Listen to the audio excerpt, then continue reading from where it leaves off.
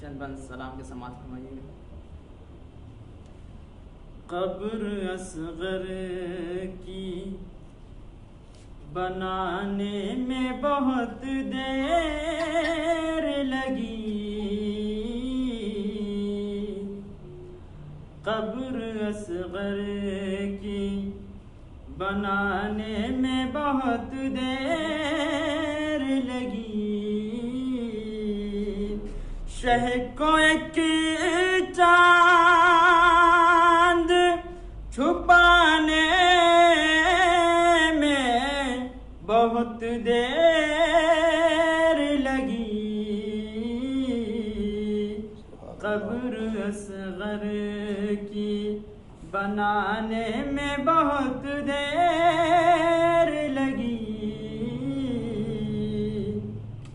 آئیے شعر سماعت فرمائیں گے کہ شہ نے ہر لاش کو جلدی سے اٹھایا، لیکن شہ نے ہر لاش کو جلدی سے اٹھایا، لیکن لاش اکبر کی اٹھانے میں بہت دیر لگی، ہائے قبر اصغر کی بنانے میں بہت دیر لگی، اور ٹکڑے چنتے ہوئے قاسم کے کہا مولا نے، ٹکڑے چنتے ہوئے قاسم کے کہا مولا نے، ہائے افسوس کے آنے میں بہت دیر لگی، ہے قبر اصغر کی بنانے میں بہت دیر لگی۔ اور یہ شعر حاضر کرنا ہوں کہ اس قدر پیاس سے سوکھا تھا گلوے سرور، اس قدر پیاس سے سوکھا تھا گلوے سرور، شمر کو تیغ چلانے میں بہت دیر لگی، ہے قبر اصغر کی، اور کچھ قدم دور ہے بازار سے دربار، مگر کچھ قدم دور ہے بازار سے دربار، مگر پھر بھی شہزادی کو آنے میں بہت دیر لگی، ہے قبر اصغر کی بنانے میں بہت دیر لگی۔ اب میں آواز دوں گا عالی جناب مولانا ضمیر صاحب کو کہ میں اور افروز ممبر ہوں اور مومن کو اپنے سامان صلوات پڑھیں محمد وعلی محمد وآل محمد وعجل فرجهم اللهم صل على محمد۔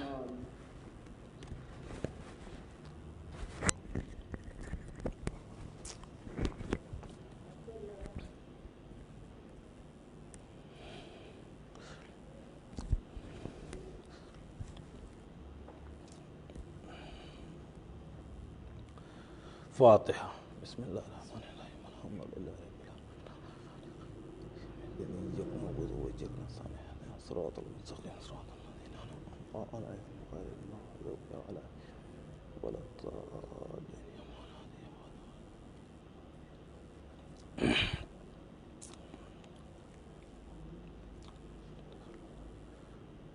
لا حول ولا قوة إلا بالله العلي العظيم. أعوذ بالله من الشيطان اللعين الرجيم. بسم الله الرحمن الرحيم. الحمد لله رب العالمين، والصلاة والسلام على النبي الأمي العربي القرشي المدني لبتي التهامي السيد البي السراج المزيل كوكب الدر صاحب الوقار والسكينة المدفون بأرض المدينة العبد المبيد والرسول المسدد المصطفى الأمجد المحمود الأحمد مولانا مولى الثقلين جد الحسن والحسين أبي القاسم محمد اللهم صل على وعلى الطيبين الطاهرين المعصومين المظلومين. أما بعد فقد قال سبحانه وتعالى في قرآن الكريم. بسم الله الرحمن الرحيم. وما خلقت الجن والإنس إلا ليعبدون. عزیزان محترم، عشر مجالس کی یہ آخری مجلس جو سیوم کے نام سے دعائے سکینہ چینل پر نشر کیا جا رہا ہے، اور قبل اس کے کہ میں کچھ معروضات آپ حضرات کے خدمت میں پیش کروں، جو بھی اس چینل سے متصل ہے مجھے فرداً کسی کا نام لینا نہیں مقصود ہے، جو بھی جس طریقے سے شامل ہے، چاہے وہ مالی اعتبار سے یا وہ کسی بھی اعتبار سے نشر کر رہا ہے آل محمد کو، علوم آل محمد کے نشر کر رہا ہے،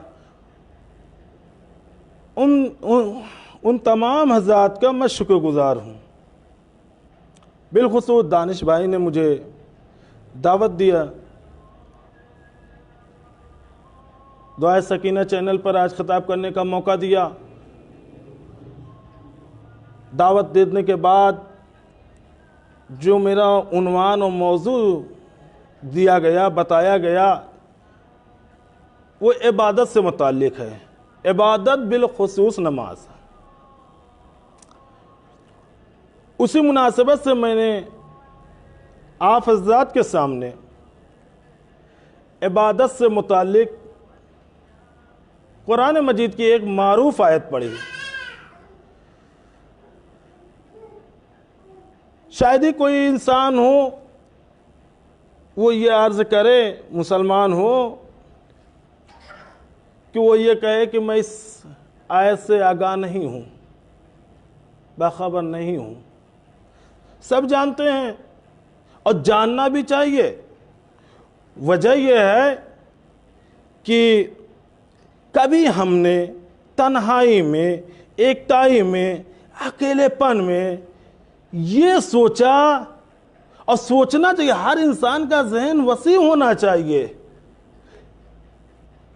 کہ پروردگار عالم نے ہمیں کیوں پیدا کیا، کس لیے پیدا کیا، مقصد کیا تھا، مقصد کیا ہے۔ اس لیے کہ کوئی چیز پروردگار عالم بغیر ہدف، بغیر مقصد کے پیدا نہیں کیا۔ ایک ہدف ہے، ایک مقصد ہے، تو ہمارا بھی تو کچھ مقصد ہے بھیجنے کا۔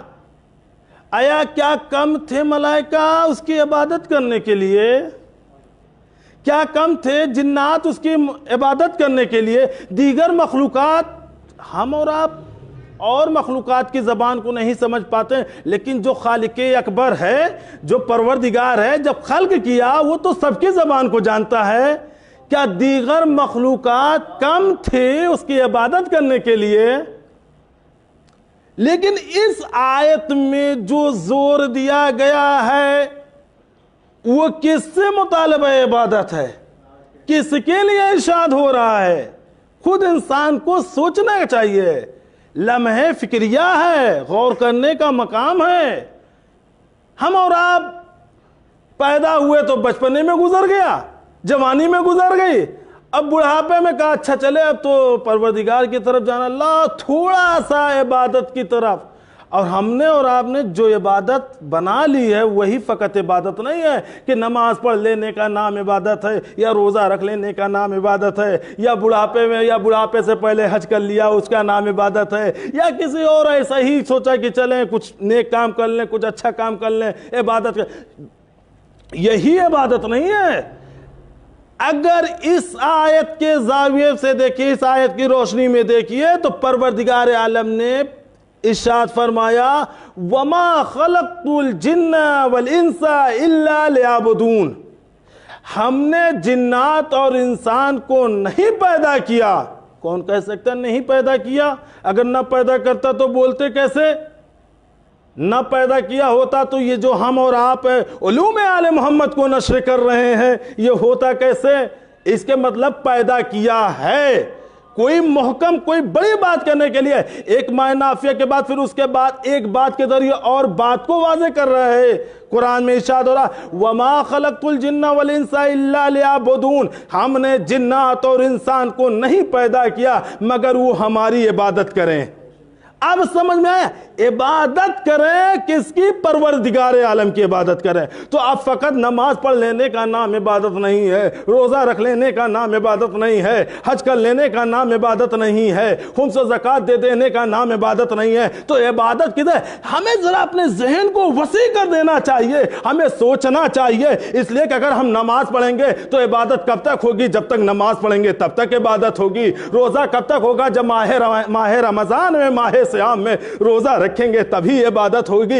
جب مخصوص خاص ایام میں حج کے موقع پر جب حج کے لیے جائیں گے تب یہ عبادت ہوگی۔ پروردگار یہ تو محدود عبادت ہوئی، کہا کہ تم نے عبادت کے دائرے کو محدود کر دیا۔ ارے آئیے عبادت کو سمجھیے، ہر وہ کام جو لقائے پروردگار، رضائے پروردگار، خوشنودی الہی کے لیے انجام دیا جائے وہی عبادت ہے۔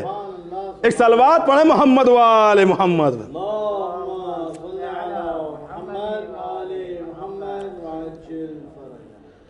انسان کو عبادت، اب آئیے معاملہ عبادت کے موضوع پہ میں نے کچھ بیان کیا، اب عبادت بھی ہونی چاہیے معرفت کے ساتھ۔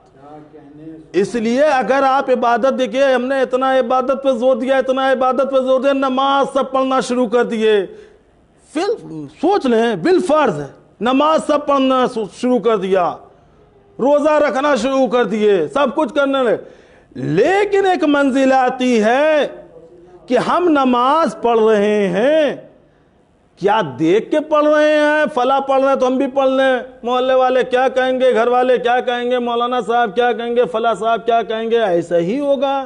نہ، یہ عبادت نہیں۔ اگر آپ دیکھیں عبادت بھی ہونی چاہیے، معرفت کے ساتھ ہونی چاہیے۔ اس لیے بعض علماء نے، میں نے خود سنا ہے، پڑھا ہے کہ بعض علماء نے جب اس آیت کی تفسیر کی لیعبدون اے لیعرفون، عبادت بھی ہو معرفت کے ساتھ ہو، اس لیے کہ بغیر معرفت کے پھر وہی ہوگا، لالچی عبادت ہو جائے گی، لو نماز پڑھ لیتے جنت مل جائے گی، نماز پڑھ لیں مقام مل جائے گا، نماز پڑھ لیں فلاں صاحب کیا کہیں گے، تو یہی ہوگی، خوشنودی الہی نہیں رہ جائے گی۔ لیکن جب معرفت ہو جائے گی تو کسی کا خوف نہیں رہے گا، کسی کا ڈر نہیں رہے گا، فلاں صاحب کیا کہیں گے، ہمیں معرفت ہو گئی پروردگار ہمارا کام۔ اس لیے پروردگار عالم نے ہمیں صحیح و سالم پیدا کیا ہے۔ کبھی اگر معرفت کے سلسلے میں غور کریں تو خود مولا فرماتے ہیں، امیر کائنات مولا المواحدین غالب کل غالب علی ابن ابی طالب علیہ السلام کا فرمان ہے، صلوات پڑھیں محمد و آل محمد۔ خود مولا کا فرمان ہے من عرفا نفسہو فقد عرفا ربہو. کیا بہترین دو جملہ ہے، لیکن واقعاً معرفت بھرا جملہ ہے. مولا فرماتے ہیں من عرفا نفسہو فقد عرفا ربہو، جس نے اپنے نفس کو پہچان لیا اس نے اپنے رب کو پہچان لیا. اگر آپ معرفت کے جس نے اپنے نفس کو پہچان لیا اس نے اپنے رب کو پہچان لیا. ایک جملہ کہنے کا دل چاہتا ہوں، میں اپنے لیے عرض کرنا چاہتا ہوں، اس کے مطلب ابھی تک ہم نے اپنے نفس کو ہی نہیں پہچانا، اپنے نفس کی ہی معرفت نہیں ہوئی ہے. اس لیے کہ پروردگار عالم نے یہ ہاتھ عبث نہیں پیدا کیا، یہ زبان عبث نہیں بنایا ہے، خلق کیا ہے، یہ پیر کو بیکار نہیں پیدا کیا ہے، یہ ہر چیز ایک سسٹم کے ماتحت بنایا ہے، ایک سوچ ایک سسٹم کے ماتحت بنایا ہے. ہم اور آپ بعد میں سمجھتے پروردگار خالق اکبر ہے، وہ خوب جانتا ہے. ابھی یہی آنکھ پیشانی پہ لگا دیتا، اب بتائیں کیسا لگتا، کیسا لگتا پھر وہ؟ یا خدا نہ خاصہ کسی کے ساتھ ایسا ہو جاتا پھر وہ کیسا، وہ بیچارہ خود شرمندہ ہوتا ہے. اب ہمارا کیا فریضہ بنتا ہے جب پروردگار عالم نے ہمیں زبان دی، قوت گواہی دی، ہاتھ دیا حرکت دی، پیر دیا چلنے کی صلاحیت دی، بولنے کی صلاحیت، دماغ سوچنے کی صلاحیت، سب کچھ عطا کیا. اب ہمارے وقت نہیں آتا کہ جب یہ سب کچھ کسی نے عطا کیا ہے تو ہمیں بھی چاہیے کہ اس کی عبادت کریں، جو ہمیں حکم دے رہا ہے اس پر عمل پیرا ہوں، اس پر بجا لائیں. واقعاً معرفت کے سلسلے میں آئیے دیکھیے بات کہیں سے کہیں چلی جا رہی. مجھے اصل عبادت اور بالخصوص نماز کی طرف بھی آنا ہے.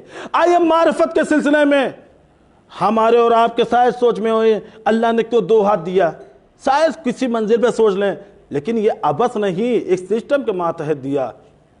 ایک مثال دیتا چلوں، اتنی چیزیں، اس لیے کہ مولا کائنات کا فرمان ہے من عرفا نفسہو فقد عرفا ربہو، جس نے اپنے نفس کو پہچان لیا اس نے اپنے رب کو پہچان لیا. آئیے آج میری جو گفتگو ہو نفس کے سلسلے میں، اس لیے انسان ہے سراپا، خود پروردگار عالم نے خلق کیا ہے، پیدا کیا ہے ہمیں ایک سسٹم کے. میں بول رہا ہوں، اچھا میں بھی ایک گاؤں کا رہنے والا ہوں، یا گاؤں کے ہوں یا شہر کے ہوں، کسی بھی قصبے کو کہیں کے رہنے والے ہوں. بہرحال تمام حضرات جو میری مجلس کو سن رہے ہیں، دیکھ رہے ہیں، جو یہاں بیٹھے ہوئے ہیں، سب نے ٹیپ بل دیکھی ہوگی. ایک ٹیپ بل، جب ہم ٹیپ بل لاتے ہیں یا دوسری چیزیں ہوتی ہیں، یا یہی گاڑی دیکھ لیجئے جو ہم جس سے چلتے ہیں، اس میں ہم کیا کرتے ہیں، کبھی کبھی اس میں پانی ڈال دیتے ہیں. میں نے کہا بھائی یہ کیا تم کر رہے ہو؟ ٹیپ بل کے جب پمپنگ سیٹ کرتے ہیں تو خام خواہ اس میں سے ایک نکالتے ہیں پانی کے لیے، لا کے پمپنگ سیٹ میں سیٹ کر دیتے ہیں. میں نے کہا بھائی پانی تو باہر پھینکنے کے لیے، ادھر کیا کر دیا؟ کہا مولانا آپ کو پتہ نہیں. میں نے کہا کیا؟ کہا وہ پانی ادھر آئے گا، وہ پانی ادھر آئے گا. میں نے کہا جب ادھر آئے گا تو کیا کرے گا؟ کہا اسے ٹھنڈا کرے رہے گا. اس سے کیا ہوگا؟ ٹیپ بل خراب نہیں ہوگی، یہ پھوٹے گی نہیں، یہ گرم نہیں ہوگی. اس کے لیے ضرورت ہے کہ ٹھنڈا کرے. واقعاً جب انسان نے بنایا تو اتنا سوچ لیا، جب قدرت نے ہمیں خلق کیا تو کیا قدرت یہ نہیں جانتا ہم جس جسم کو بنا رہے جب وہ بولے گا تو اسے پانی کی ضرورت ہوگی. تو پروردگار عالم نے جو ہمارے دہن میں لعاب رکھا ہے وہ عبث نہیں رکھا ہے. یہ معرفت کی منزل ہے، یہ معرفت کی منزل ہے. ورنہ یہی ہوتا ہر وقت پانی لگا کے منہ میں چلتا. لیکن واقعا کتنا شکریہ اس کا ادا کیا جائے، شکریہ کتنا اس کا ادا کیا جائے، کم ہے. اس لیے اتنی نعمتیں پروردگار عالم نے ہم کو دیا ہے کہ وہ خود قرآن مجید میں ارشاد فرما رہا ہے وَإِن تَعُدُّوا نِعْمَةَ اللَّهِ لَا تُحْصُوهَا، اگر تم ہماری نعمتوں کو شمار کرنا چاہو تو تم حصار نہیں کر سکتے. اس لیے کہ ہم نعمتوں کو کب شمار کریں گے؟ ہم تو یہی دیکھیں گے زمین نعمت ہے، آسمان نعمت ہے، پانی نعمت ہے، یہ تمام چیزیں نعمت. لیکن کبھی تنہائی میں ہم نے پانی ایک نعمت سمجھا ہے، لیکن نعمت میں بھی ایک نعمت ہے. اس لیے پانی پانی نہیں بنا جب تک دو شے نہیں ملی ہے. ہم نے جو نعمتوں کو شمار کیا وہ موٹی موٹی نعمتیں مل گئی ہم کو. لیکن آئیے دیکھیے اب ان تمام چیزوں کے بعد اب ہمارا خود فریضہ یہ بنتا ہے کہ پروردگار کی عبادت کریں, پروردگار کی معرفت حاصل کریں. اور پروردگار کی عبادت کرنے کا مطلب وہی شکرانے نعمت ہو جائے گا. اس لیے جب پروردگار عالم نے ہمیں جو چیز دی, جو وہ کہے وہ ہم اس پر عمل کریں, وہی شکرانے نعمت ہو جائے. اچھا دیکھیں, ہم اور آپ جب کسی کوئی عطا کرتا کوئی چیز, میں کہتا ہوں شکریہ, میں کہتا ہوں شکریہ. ہم نے پروردگار کو درخواست دے کے نہیں مانگا تھا, اے اللہ مجھے ایسا بنانا, مجھے 2 ہاتھ دینا, مجھے پیر دینا, پیر سالم دینا. میں نے درخواست دے کے نہیں, واقعاً بن مانگے ساری نعمتیں دی ہے, بن مانگے ساری نعمتیں دی ہے, سالم دی ہے کہ آج ہم معاشرے میں اسے دکھلا رہے ہیں. اور ہمیں خلق کرنے کے بعد کہا لَقَدْ خَلَقْنَا الْإِنسَانَ فِي أَحْسَنِ تَقْوِيمٍ. جب انسان کو پیدا کرنے کے بعد کہا ہم نے اگر اشرفیت کا تاج رکھا ہے تو انسان پر رکھا ہے. اب سمجھ میں آیا, اشرفیت کا تاج انسان کے اوپر رکھا. ساری مخلوقات ہوتے ہوئے بھی اشرف مخلوقات جو بنی ہے وہ انسان ہے. اب انسان کا بھی کچھ فریضہ, لیکن پھر بھی ہم ناقص ذہن, ہمارا کیا ہوتا ہے, ہم یہ سوچتے ہیں کہ ذہن میں ہمارے یہ آتا ہے کہ چلے نماز پڑھ لیں جنت مل جائے گی, نماز پڑھ لیں ثواب مل جائے گا, نماز پڑھ لیں. کچھ لوگ کہتے ہیں مولوی صاحب سو نہیں پاتے, کہے ارے وہ 12 بجے نماز شب کا ہوتا ہے. کسی نہ کسی طریقے سے ریاکاری کا امکان ہو ہی جاتا ہے شائبہ واقعاً. اب دوسرے لفظوں میں دیکھیں, یہ ہماری جو عبادت ہوئی یہ تجارانہ عبادت. لیکن آئیے جس در سے ہم وابستہ ہیں, جب ہم نے اس سے عبادت کے لیے پوچھا مولا عبادت کسے کہتے ہیں, تو مولا نے خود فرمایا, امیر کائنات معرفت بھرا جملہ عبادت کے سلسلے میں فرماتے ہیں, اے پروردگارا ہم نے تیری عبادت کی, نہ جنت کے لالچ میں کیا, نہ جہنم کے خوف میں کیا, نہ جنت کے شوق میں کیا, نہ جہنم کے خوف میں کیا. میں نے تجھے لائق عبادت پایا تو تیری عبادت کی ہے. یہ کیا معرفت بھرا جملہ, ہم نے تجھے لائق عبادت پایا تو ہم نے تیری عبادت کی ہے. واقعاً عبادت کا مفہوم بہت وسیع ہے. خود مولا کائنات سے پوچھا گیا, یہ بتاؤ جس کی عبادت کرتے ہو کیا تم نے اسے دیکھا ہے؟ ہم اور آپ کہتے بھائی یہ تو مشرک ہو گیا, خدا کو دکھلا رہا ہے, یہ تو کافر ہو رہا ہے, مشرک ہو رہا ہے. لیکن واقعاً جو کل ایمان ہے, کیا معرفت بھرا جملہ امام نے ارشاد فرمایا. جب امام سے پوچھا گیا, امام نے کہا میں اس کی عبادت کرتا ہی نہیں ہوں جسے دیکھ نہ لوں. انہوں نے اپنے مطلب سے دیکھا, کہا دیکھنے کے لیے تو آنکھیں ہوتی اسی آنکھ سے, کہا لیکن بتا دے, کہا واضح کرتا جا رہا ہوں, تم یہ نہ سمجھنا یہ ظاہری آنکھوں سے, ہم اسے باطنی آنکھوں سے دیکھتے ہیں, اسے نگاہ بصیرت سے دیکھتے ہیں. ایک صلوات پڑھیں محمد و آل محمد. بہت وسیع موضوع ہے, مجھے کم وقت میں اپنے سارے معروضات کو بیان کرنا ہے. اور آئیے ان سارے عبادات میں اب ہمارا فیصلہ یہ بنتا ہے. دیکھیے دین 2 چیزیں, بہت جلدی عرض کرنا اس لیے کہ سارے لوگ اس چینل سے مستفید ہو رہے ہیں, دیکھ رہے ہوں گے. تو میں کچھ ناقص مطالعے میں جو بھی بیان کر دے رہا ہوں آپ حضرات کے سامنے. دین 2 چیزوں پر ہے, ایک ہوا اصول دین, ایک ہوا فروع دین. بچے سب جانتے ہیں اصول دین کیا ہے, فروع دین کیا ہے. اصول دین میں وہی سب سے پہلی منزل جو ہے وہ توحید ہے, عدل ہے, نبوت ہے, امامت ہے, قیامت ہے. آئیے پھر فروع دین جو ہوتا ہے, ہم یہ پڑھاتے بھی ہیں بچوں کو, پڑھو بیٹا اصول دین یعنی دین کی جڑیں 5 ہیں. پھر اس کے بعد کہتے ہیں فروع دین یعنی دین کی شاخیں 10 ہیں. اصول کے مطلب اصل ہے, اساس, جڑ, مین, اصل, یہ چیزیں اصول دین. فروع دین کے مطلب فرع ہے, شاخ ہے کہیں. اب آپ دیکھیے فروع دین میں جو ارشاد ہوتا, فروع دین میں ارشاد ہے اول نماز ہے, روزہ ہے, حج ہے, زکوٰۃ ہے, خمس ہے, جہاد ہے, امر بالمعروف ہے, نہی عن المنکر ہے, تولا ہے, اور तबर्रा है। ये तमाम चीज़ें फुर्व दिन। तो दो चीज़ें हो गई, एक हुए उसूल। अब देखिए मारिफत उस वक्त तक नहीं आ सकती जब तक उसके अकायद मजबूत ना हो, जब तक असल ना हो। आप एक दरख्त ले लीजिए, दरख्त लाइए, एक शाखें तोड़ के लाइए और ला के उसे आप लगा दीजिए।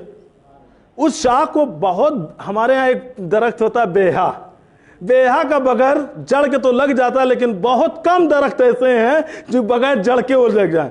नतीजा ये हुआ मई जून में अगर आप उसे लगाएं और शाम में जाएं, ऐसा चेहरा झुलसाए हुए बैठा रहेगा। आपको क्या हो गया इसे, इतना चेहरा गिराए हुए रहेगा, आप भी सोच नहीं पाएंगे। दरख्त तो अच्छा खासा मैंने हरा भरा दरख्त लगाए थे, ये चेहरा झुलसाए हुए क्यों बैठा है? तो एक मरतबा हमने उखाड़ा, ओ ये दरख्त नहीं था, एक शाख थी।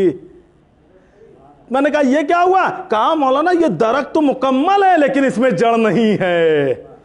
इसी तरीके से मैं कह रहा हूं, इंसान आ जाए और आने के बाद बेहतरीन अच्छे कारी से, अच्छे हाफिज से, अच्छे कारी से, अच्छे कुरान पढ़ने वाले से कुरान पढ़ना जान जाए और पढ़ना जानने के बाद सीख ले, मैं कहूंगा लेकिन उसके अंदर तौहीद की बू ना आए। रामलाल आ जाए मस्जिद में, आने के बाद बहुत अच्छे अंदाज से कहें बिस्मिल्लाहिर्रहमानिर्रहीम, मौलाना से भी अच्छी क़िरात करने लगे, कहीं भी गलत ना हो, इतनी बेहतरीन नमाज पढ़ने लगे। आप बताएं क्या उनकी नमाज हो जाएगी?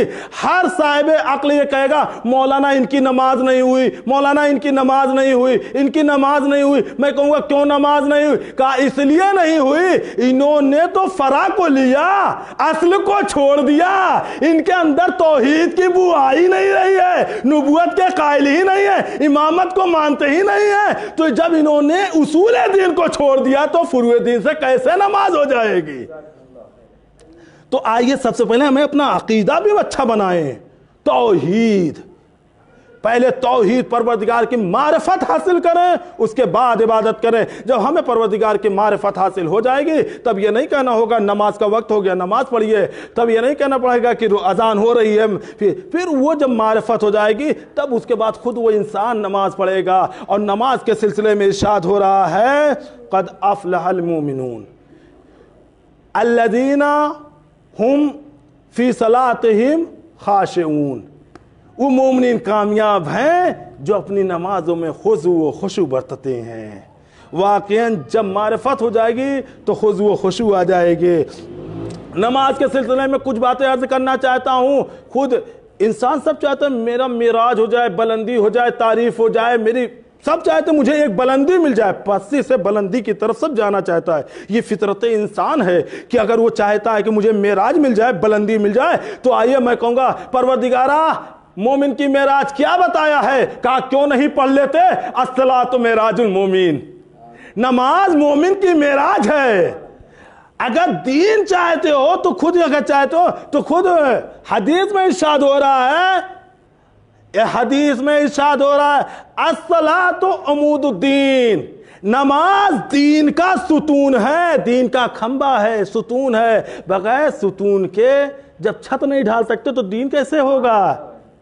तो नमाज दीन का सुतून है, नमाज मेराज की मोमिन है। आइए फिर उसकी नमाज मोमिन की मेराज है। फिर उसके बाद इरशाद हो रहा है बहुत सारे नेक काम कर लो, अच्छे काम कर लो, बहुत सारे, चाहे जितने जो कुछ चाहो कर डालो, कितने खैरात कर दो, कितने सब कुछ कर दो, बहुत ज्यादा सदका दे दो, सब कुछ दे दीजिए, अच्छे अच्छे नेक काम कर लीजिए, साले काम कर लीजिए, जितना चाहिए उतना काम कर लीजिए। लेकिन एक कबूलियत का मियार बता दिया है। पैगंबर ने फरमाया वइन क़ुबिलत क़ुबिला मा सवा वइन रुद्दत रुद्दा मा सवा, जिसकी नमाज कबूल उसके हर अमाल कबूल, जिसकी नमाज रद्द कर दी जाएगी उसके हर अमाल रद्द कर दिए जाएंगे।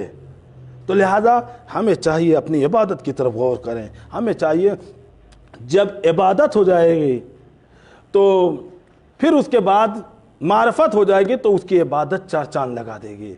तो आइए, मुझे बहुत ज़्यादा वक्त नहीं लेना है, मुझे जो मेरा मौजू था मैं कुछ और फिर इंशाल्लाह किसी मौके पर बयान करूँगा। इसलिए कि करबला एक दर्सगाह है, करबला एक हकीकत है। करबला, हमने जो करबला लिया ये ہمارے دادا مناتے تھے، محرم کرتے تو ہم بھی کر لیں۔ کربلا رسم کا نام نہیں ہے، کربلا رواج کا نام نہیں ہے، کربلا عقیدت کا نام نہیں ہے کہ عقیدت کی بنا پہ کر لیتے ہیں۔ کربلا کربلا ایک درس ہے، کربلا ایک نور ہے، کربلا ایک علم ہے۔ ہم نے جو کربلا کو واقعاً کربلا ایک رسم نہیں ہے، ایک مشن ہے۔ کربلا ایک رواج نہیں ہے، ایک حقیقت، ایک تحریک ہے۔ کربلا کو عقیدت کی نگاہ سے نہ دیکھیں، حقیقت کی نگاہ سے دیکھیں۔ تو ہمیں کربلا سے درس لینا ہے۔ اس لیے یہاں پر جو عبادت تھی وہ معرفت کی عبادت تھی۔ جب معرفت کی عبادت تھی تب وہ آ گئے مولا کے سامنے کھڑے ہو گئے، تیروں کو روک رہے تھے۔ اس لیے ہم نے جو کربلا کو پڑھا تو شہید مطہری نے بہترین جملہ کربلا شناسی پہ کہا ہے، کربلا کے سلسلے میں فرمایا ہے، کہا ہر چیز کے دو رخ ہوتے ہیں، ایک سکے کے دو رخ ہوتے ہیں۔ ہم نے جو کربلا سے لیا، معاف کیجئے گا مجھے کہنے کا مطلب یہ نہیں ہے، لیکن جہاں یہ تمام چیزیں لے رہے ہیں وہیں کیوں نورانی صفات کو چھوڑ دے رہے ہیں؟ ہم نے کربلا کے تاریکی صفات کو لے لیا۔ ہم نے دیکھا کربلا میں بھوک ہے، کربلا میں قتل و غارت ہے، کربلا میں آگ لگنا دیکھا، کربلا میں پیاس کر دیکھا، یہ تمام چیزیں دیکھے، گھر کا جلنا، تمام چیزیں یہ کربلا میں دیکھا۔ یہ ہے، مجھے اس سے انکار نہیں ہے، لیکن کیوں نہیں نورانی صفات کو دیکھتے؟ کربلا میں دیانت داری ہے، کربلا میں امانت داری ہے، کربلا میں عبادت ہے، کربلا میں ایثار ہے، کربلا میں وفاداری ہے۔ یہ نورانی صفات کو کیوں چھوڑ دیتے ہیں؟ ہم نورانی صفات کو بھی لیں۔ تو آئیے کربلا کو، آج جیسا کہ آپ حضرات کو معلوم ہے محرم کی 12 تاریخ بڑی قیامت کی تاریخ ہے۔ امام حسین علیہ السلام جب مدینہ کو چھوڑے اور چھوڑنے کے بعد جو کاروان لے کر چلے ہیں، اس کاروان پہ اگر غور کریں عزیزو، میرے دوستو، ہم جب کاروان کہتے تو ہمارا ذہن ایک جاتا ہے فقط اور فقط جوان، لیکن ایک منفرد کاروان نظر آتا ہے۔ اس کاروان میں جہاں جوان ہیں، نوجوان ہیں، وہیں پر بوڑھے بھی نظر آتے ہیں، وہیں پر خواتین بھی نظر آتی ہیں، وہیں پر بچے بھی نظر آتے ہیں۔ واقعاً امام کو پہچانیے، امام کسی کو عبث اور بیکار لے کر نہیں جا رہے ہیں، علی اصغر کو بھی لے کے جا رہے ہیں تو ایک مصلحت کے ماتحت لے کے جا رہے ہیں، شہزادی زینب کو بھی لے کے جا رہے ہیں تو ایک مصلحت کے تحت لے کے جا رہے ہیں۔ عزیزو، ابھی تک تو عصر عاشور سے پہلے امام حسین کی قربانی جناب عباس و جناب علی اکبر تمام افراد موجود تھے، لیکن ہائے شام غریبہ کے بعد علی کی بیٹی زینب ہے جو بچوں کو بھی سنبھال رہی ہے اور پوری ذمہ داری۔ اس لیے امام نے تو یہی کہا تھا، اے بہن زینب میرے بچوں سے خبردار رہنا، میرے بچوں کا۔ اس لیے کاروان حسین کی حفاظت کرنے والی شہزادی زینب ہے۔ کیسے عزیزان محترم، ابھی جو کل کی تاریخ گزری ہے، کیا قیامت کی تاریخ گئی ہے؟